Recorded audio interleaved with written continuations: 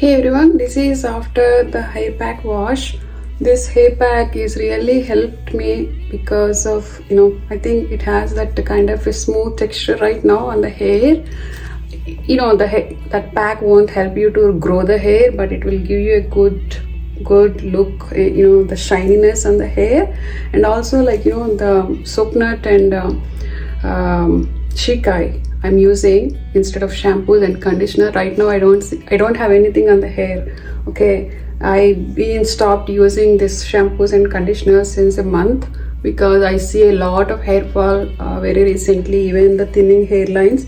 So I was experimenting with this one of the oil and using only the soap nut and the shikai.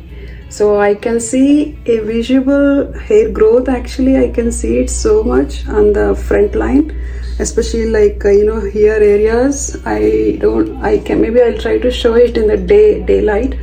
But this pack really helping me right now, and you can try it and let me know how you like it, and let me know if you want anything to try it out on the hair. Thank you.